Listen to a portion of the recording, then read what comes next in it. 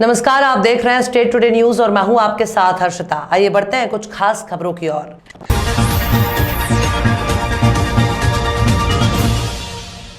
शहर कोतवाल द्वारा छात्र को पीटने के एवज में और छात्रों के साथ उत्पीड़न करने से छात्र संघ द्वारा पूरी संख्या बल के साथ शुक्रवार को जिला अधिकारी कार्यालय के सामने धरना प्रदर्शन किया गया, जिसमें शहर कोतवाल वापस जाओ बलिया छोड़ो के नारे लगे। जिले भर के छात्र संघ के नेता शामिल रहे, साथ ही समस्त महाविद्यालय के छात्र धरना प्रदर्शन किया। इसके अलावा व्यापार मंडल, आम आदमी पार्टी, पेंशनर संघ साथ ही अन्य संगठनों के लोगों ने धरने का समर्थन किया। सीओ सिटी प्रीति त्रिपाठी और सिटी मजिस्ट्रेट प्रदीप कुमार ने मौके पर तैनात रहे। वार्ता कर 10 दिन का मौका दिया गया। जिला प्रशासन पूरे दिन अलर्ट मोड पर रहा। छात्र नेताओं ने कहा कि यदि कार्रवाई नहीं हुई तो मामले को आगे ले जाएंगे, अन्य कार्रवाई करने पर मजबूर हो जाएंगे। जी, जरा परिचय देते हुए बताएं कितनी भारी संख्या में आप लोग डीएम कार्यालय पहुंचे, क्या मामला था? हजारों की संख्या में हम लोग डीएम कार्यालय पहुंचे थे और मैं आपको बता देना चाहता हूं कि ये हमारा कोई ज्ञापन का कार्यक्रम नहीं था, एक चेतावनी का कार्यक्रम था। और यहाँ जिला प्रशासन के लोगों को मैंने बताया कि अगर आने वाले समय में तत्काल अगर उनकी बर्खास्तगी नहीं होती है तो ये आंदोलन उग्र होगा, बलियाबंदी होगी, जिसकी सारी जिम्मेदारी जिला अधिकारी और कप्तान की होगी। किसकी निलंबन और क्यों? कोतवाल की निलंबन, कोतवाल की निलंबन। जो अवैध तरीके से जो ठेले और खोमचे वाले उनके यहाँ इनके कांस्टेबल जाके 60 रुपये थाली को 40 रुपये थाली मांगते हैं, और वहाँ पर जाने के बाद से अगर तीज के त्यौहार पर सम्मानित लोग बैठे रहते हैं तो उनको तबड़ाक से मारने का काम करते हैं। जी, पता चला कि कुछ छात्र नेताओं के साथ भी बदतमीजी की है, जैसा कि बताना। धनंजय सिंह बिसेन हम लोगों के सीनियर छात्र नेता रहे हैं, बड़े भाई हैं। ये तीज के दिन वहाँ पर गए थे, वहाँ पर आकर वहाँ पुलिसिया उत्पीड़न कर रहा था, लोगों को मारपीट कर रहा था। उसके बाद से गाड़ियों का अवैध तरीके से चालान कर रहे हैं। इन्होंने कहा कि ऐसा है कि साहब ये मत करिए, हिंदुओं का त्यौहार है। पता ना उसको हिंदू के तीज के त्यौहार के दिन उनको क्या दिमाग में चल रहा था। हमको तो ये नहीं लग रहा है कि शासन सरकार की कुछ और नीति चल रही है, कोतवाल की कुछ और नीति चल रही है। डीएम है, हो सकता है कि सरकार के विरोध इनका कुछ कार्यक्रम चल रहा हो। तीज के त्यौहार के दिन इनका इतना इस तरह का माहौल बना के वहाँ पर आके लोगों को तबड़ाक मारने का काम करें। डीएम है, एसपी हैं, तमाम लोग हैं। आपने उनसे कभी शिकायत किया इस मामले को लेकर? इसका शिकायत एकदम लोकतांत्रिक तरीके से जाके कप्तान और यहाँ किया जा चुका है। उन लोगों ने 7 दिन का समय मांगा था, उस पर काम नहीं किए। कहे कि उनका मैं बयान ले लेता हूँ और बयान लेने के बाद उन पर मैं कार्रवाई करूँगा, लेकिन ये लोग टालते जा रहे हैं। आज आप लोग यहाँ प्रदर्शन किए, अपनी मांग किए, जिला प्रशासन को अवगत कराए इस मामले से। अगर आगे आपकी सुनवाई नहीं होती है तो इनकी लड़ाई के लिए आगे क्या रहेगा? सरकार महोदय, मैं आपको बता देना चाहता हूं कि 10 दिन का समय उनको दिया गया है जांच के लिए। आज बयान हो जाएगा। अगर उनका निलंबन नहीं हुआ तो यह आंदोलन जारी रहेगा, जन आंदोलन में बदलेगा। जन आंदोलन में बदलने के बाद यहाँ के जनप्रतिनिधियों से सवाल होगा, जो जनता के वोट पे चुन के गए हैं। उनसे ये पूछा जाएगा कि एक नौकरशाह के साथ खड़े हो कि बलिया के सम्मानित लोगों के सम्मान बचाने के साथ खड़े हो। ठीक, बहुत बहुत धन्यवाद। मध्य प्रदेश शासन के कृषि कल्याण और कटनी जिला प्रभारी मंत्री रामकृष्ण कुमशमरिया के द्वारा 90 लाख रुपए की लागत से बनने वाले स्पोर्ट्स सेंटर और स्पोर्ट्स कॉम्प्लेक्स का भूमि पूजन दिनांक 17 दिसंबर 2011 कटनी के झिंझरी में किया गया। 2011 में मध्य प्रदेश के कृषि कल्याण मंत्री और कटनी जिले के प्रभारी मंत्री ने जिले को एक बड़ी सौगात दी, ताकि कटनी जिले में अंतर्राज्यीय खेल प्रतिस्पर्धाओं का आयोजन और अन्य खेल कूद की प्रतियोगिताओं का आयोजन हो सके। दूसरे जिलों के प्रतिभागियों के साथ कटनी के खेल कूद में रुचि लेने वाले प्रतिभाओं को निखारा जा सके। निर्माण संपूर्ण हो जाने के बाद सूबे के मुखिया और ब्लॉक बालक बालिकाओं के मुंह बोले मामा मुख्यमंत्री जब शिवराज सिंह चौहान 27 अक्टूबर 2014 को कटनी पधारे और इस नवनिर्मित स्पोर्ट्स सेंटर स्पोर्ट्स कॉम्प्लेक्स का लोकार्पण किया, तब सांसद नागेंद्र सिंह और मध्य प्रदेश मंत्री राजेंद्र शुक्ल और साथ में कटनी मुड़वारा विधायक संदीप जायसवाल, जो वर्तमान में भी विधायक है, स्वयं लोकार्पण कार्यक्रम में उपस्थित रहे। और जब सूबे के मुखिया जिस जिले के कार्यक्रम में हो तब उसे जिले के स्वाभाविक है कि समस्त आला अधिकारी अपनी उपस्थिति दर्ज करवाते हैं। भाई साहब, कटनी में झिंझरी में एक स्पोर्ट कॉम्प्लेक्स बनाया गया था, स्पोर्ट्स सेंटर। हाँ।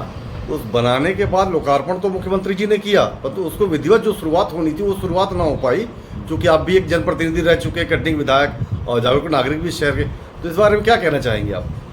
वर्ष 2011 में कटनी के प्रभारी मंत्री रामकृष्ण कुमशमरिया जी थे। उन्होंने कटनी के खेल प्रेमी खिलाड़ियों की मांग पर लगभग 2.5 एकड़ क्षेत्र में 90 लाख रुपए की लागत से एक स्पोर्ट्स कॉम्प्लेक्स इसलिए बनवाया था कि खेल प्रतिभाओं को अपनी प्रैक्टिस करने का, अपनी उत्कृष्टता को सिद्ध करने का और राष्ट्रीय अंतर्राष्ट्रीय प्रतिस्पर्धा आयोजित किया जा सके। और इस खेल परिसर का उद्घाटन भी 2014 में हो गया। लेकिन दुर्भाग्य है कि उद्घाटन के उपरांत भी स्थानीय अधिकारियों ने, खेल अधिकारियों ने कोई ध्यान भी नहीं दिया। मैंने इस संदर्भ में जहाँ जिले के खेल अधिकारी मिस्टर भार से बात की, उन्होंने कहा कि बिजली का कनेक्शन नहीं है। मैंने कहा कि बिजली का कनेक्शन जनता अपने चंदा करके, खिलाड़ी चंदा करके वहाँ चालू करवा सकते हैं। बोले नहीं, इसकी हमें परमिशन लेना पड़ेगी। जब तक मध्य प्रदेश सरकार यहाँ बिजली कनेक्शन नहीं देगी, इसका उपयोग नहीं किया जा सकता। आज स्थिति यह है, 6-6 फुट ऊंची घास पैदा हो गई है, वहाँ पर सांप बिच्छुओं का घर बन गया है और अनधिकृत लोग आकर वहाँ पर उस परिसर का उपयोग दुरुपयोग करते हैं। खिलाड़ियों के लिए निर्मित था, मुख्यमंत्री ने जिसका उद्घाटन किया था, एक अच्छे सांसद नागिन सिंह जी उस समय सांसद थे और हमारे माननीय विधायक जी के प्रयासों से इसका लोकार्पण भी हुआ था। लेकिन खेल जगत के युवकों के लिए उसका कोई लाभ नहीं मिल सका। ये अधिकारियों की लापरवाही है और इसका खामियाजा हमारा कटनी शहर भुगत रहा है। न तो खेल प्रतिभाओं को अपनी प्रतिभा को विकसित करने का अवसर मिल रहा है, न राष्ट्रीय अंतर्राष्ट्रीय खेल प्रतिस्पर्धाएं यहाँ आयोजित की जा पा रही हैं। वही अगर देखा जाए, शहर में अनेकों निजी एकेडमी खुल गई हैं, तो क्या लगता है कि अगर वो शुरू होता तो ये निजी एकेडमी में जो पैसे बच्चे दे रहे वो बचत हो सकती थी? निजी एकेडमी जो खुल गई हैं ये कोई अधिकृत नहीं है, ना इनके पास में विशेषज्ञ हैं जो खेल को सही तकनीकी तरीके से बच्चों को सिखा सकें। यह तो क्या है कि कटनी में प्रदेश सरकार और अधिकारियों की लापरवाही से मिलने वाले अवसर को ये खो दिया है और उसका लाभ कुछ अवसरवादी लोग उठा रहे हैं। बच्चों को जितना थोड़ा बहुत सिखाने का प्रयास करते हैं, जितना बनता है उतना सिखाते हैं, लेकिन तकनीकी रूप से वो बच्चों को न तो योग्य खिलाड़ी बना पा रहे हैं, न योग्य प्रतिस्पर्धा के लिए तैयार कर पा रहे हैं। चूँकि आप भी भाजपा से संबंध रखते हैं, सरकार भी आपकी है, आपके सरकार के भाई साहब झंझरी में एक स्पोर्ट कॉम्प्लेक्स बनाया गया था 2011 में। 2011 में रामकृष्ण कुसमरिया जी द्वारा भूमि पूजन किया गया। 2014 में उसका मुख्यमंत्री जी ने लोकार्पण भी किया। 2014 से 2022 आ गया, आज तक उसकी शुरुआत नहीं हो सकी। क्या कहना चाहेंगे इस बारे में आप? देखिए, भारतीय जनता पार्टी का उद्देश्य ये है ही नहीं कि जनता के कल्याणकारी कार्यों को आगे करें या उनको बढ़ाएं। आप कटनी में छोड़िए, पूरे प्रदेश में ये स्थिति है। और जिस स्पोर्ट्स कॉम्प्लेक्स की आप बात कर रहे हैं, मैंने खुद मुआयना किया वहाँ पर, और वहाँ पर झाड़ी झंकाड़ी लगी हुई है, ताला बंद है, बच्चे तरस रहे हैं। कटनी में एक भी खेल का मैदान 20 सालों में भारतीय जनता पार्टी की सरकार ने नहीं दिया है। जो यहाँ पर फॉरेस्टर प्लेग्राउंड है वो भी एक दानदाता फॉरेस्टर साहब ने दान कर दिया था, तो उस ग्राउंड पर आज भी खेल गतिविधियाँ चल रही हैं। न कोई स्पोर्ट्स कॉम्प्लेक्स बना, ना कोई किसी प्रकार का कोई दूसरा कोई साधन बच्चों के खेलने के लिए बना। और जो ये स्पोर्ट्स कॉम्प्लेक्स बना वो 14 से आज तक क्यों बंद है, ये अगर कोई खेल अधिकारी से पूछे, विधायक जी से पूछे, मंत्री जी से पूछे, किसी के पास कोई जवाब नहीं है। खेलों के बारे में बड़ी बड़ी बातें कटनी के लिए की जाती है। आज कटनी कितना पिछड़ गया है, यहाँ के बच्चे खेल की अभ्यास करने को तरस रहे हैं, तो कोई प्रतियोगिताएं जो राष्ट्रीय स्तर और प्रदेश स्तर की होना चाहिए वो कटनी में हो नहीं पा रही है। इतना बड़ा स्पोर्ट्स कॉम्प्लेक्स बना, उद्घाटन हुआ और उसके बाद आज तक बंद पड़ा हुआ है। वहाँ पर लोगों का एहसास बन गया है, लोग जाकर के शराब की बोतलें लेके जाते हैं, अंधेरा है, लोग वहाँ बैठ करके आजू बाजू शराब पीते हुए दिख जाएंगे आपको।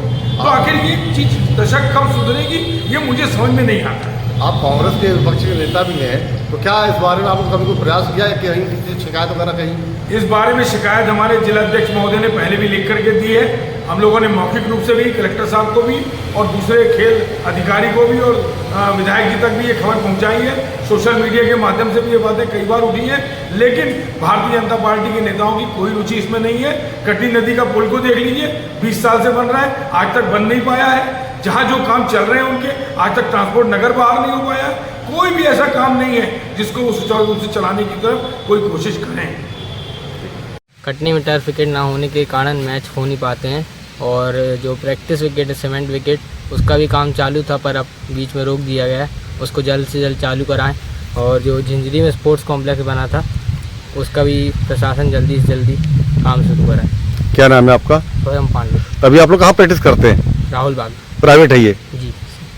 मैं ये कहना चाहूँगा, कटनी में क्रिकेट ग्राउंड की वजह से बच्चे आगे नहीं बढ़ पाते हैं और पॉलिटिक्स है, इससे भी सर कटनी से बाहर बच्चे नहीं जा पाते हैं।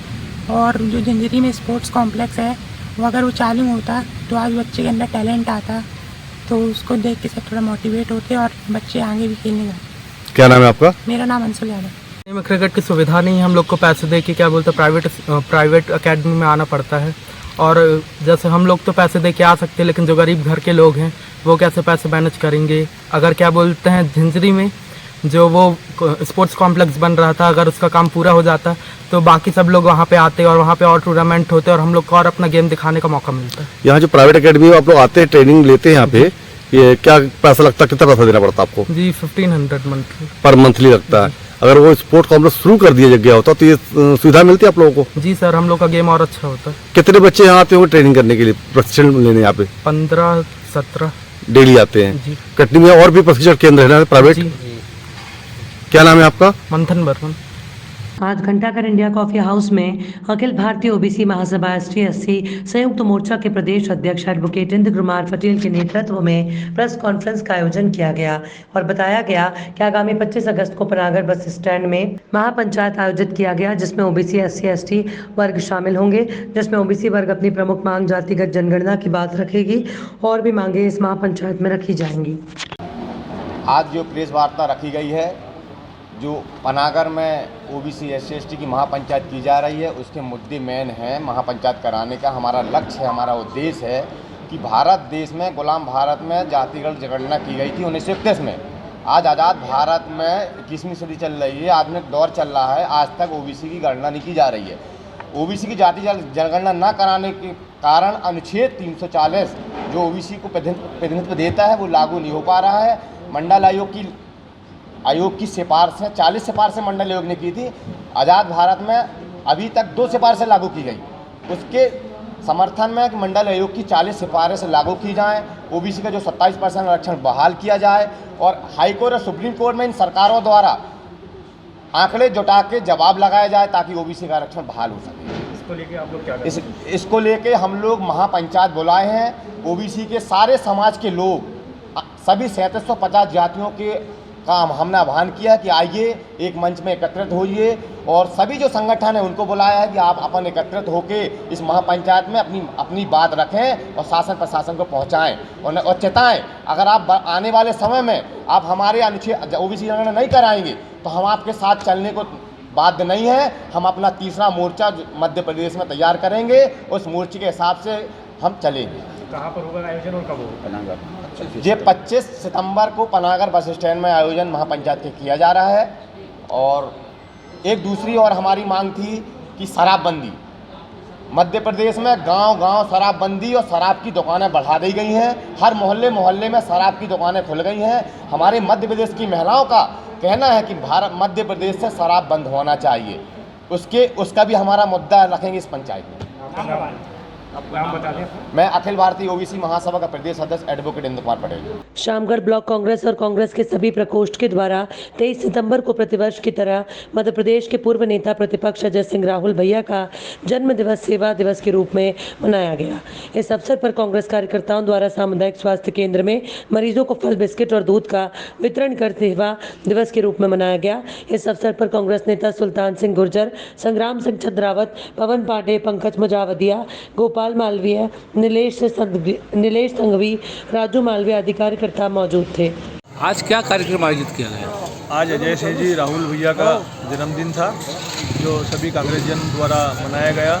अस्पताल में फल, फ्रूट और बिस्किट मरीजों को वितरण किए गए। क्या नाम आपका? संग्राम सिंह कुरावन, उपाध्यक्ष जिला कांग्रेस मंत्री। कार्यक्रम आयोजित किया गया? आज पूर्व नेता प्रतिपक्ष आदरणीय अजय सिंह राहुल भैया जी का 68वां जन्मदिन के ऊपर हमारे सभी कांग्रेस के नेताओं द्वारा और कार्यकर्ताओं द्वारा सिविल अस्पताल में मरीजों को सेव फल, बिस्किट का वितरण करके एक सेवा दिवस के रूप में मनाया। क्या नाम आपका? सुल्तान सिंह गुर्जर। पत्रकारिता के क्षेत्र की जानी मानी शख्सियत पुष्पेंद्र कुलश्रेष्ठ ने महाकाल के दर्शन किए। उज्जैन में मोनी तीर्थ में होने वाले कार्यक्रम में शिरकत भी करेंगे। जब इंदौर आता हूँ तो बाबा के दर्शन न करूँ ये मुमकिन नहीं है, लेकिन मुझे सबसे ज़्यादा खुशी इस बात पर होती है कि मैं एक साधारण सा आदमी हूँ, तब भी इस महाकाल के जितने भी पुजारी हैं, ख़ासतौर से पंडित अभिषेक शर्मा जी, ये लगातार मुझे यहाँ की आरती से अवगत कराते रहते हैं और एक छोटे बच्चे को जिस तरह से पूजा कराई जाती है सारे के सारे पुजारी मुझे कराते हैं। यहाँ से मुझे शक्ति मिलती है और देश भर में जो भी कुछ मैं काम कर रहा हूँ, चाहे वो सनातन के बारे में हो, चाहे इस देश के सामने जो चुनौतियाँ हों, इस देश को किस तरीके से अलग अलग सत्ताओं ने अपनी खामोशी के चलते, इस समाज की खामोशी के चलते हज़ारों लाखों बीघा ज़मीन जो भारत की पृष्ठभूमि है पूरी, उस सब को वक्फ बोर्ड के ज़रिए इसको कब्जा कर लिया है। हम इसकी मुहिम चला रहे हैं तो उसके लिए मुझे आशीर्वाद चाहिए होता है। रोज़ आए दिन धमकियाँ, रोज़ आए दिन मारने की धमकियाँ, ऐसे में महाकाल की शक्ति जो है उन सब से मुझे बचाती है। इसी सिलसिले में मैं आया हूँ। मैंने सुना है कि इसका सौंदर्यीकरण भी हो रहा है, काफ़ी चीज़ें बन रही हैं, उससे भी मुझे लगता है कि आम आदमी को भगवान विश्वनाथ के पास पहुँचने, महाकाल के पास पहुँचने में आसानी हो। बहुत बहुत धन्यवाद। हम बात कर रहे हैं मध्य प्रदेश के आगर मालवा जिले की, जहां पर जिला पुलिस अधीक्षक राकेश कुमार सागर ने जिला मुख्यालय आगर में स्थित अपना घर वृद्धाश्रम पहुंचकर श्राद्ध पक्ष के चलते अपने पूर्वजों के निमित्त वृद्धाश्रम में निवासरत सभी बुजुर्गजनों को भोजन करवाया। आपको बता दें कि पुलिस अधीक्षक और उनकी पत्नी ने अपने हाथों से बुजुर्गजनों को भोजन परोसा और उनके साथ बैठकर भोजन भी किया। खबरों में फिलहाल इतना ही। और भी खबरों के अपडेट्स के लिए आप देखते रहिए स्टेट टुडे न्यूज़।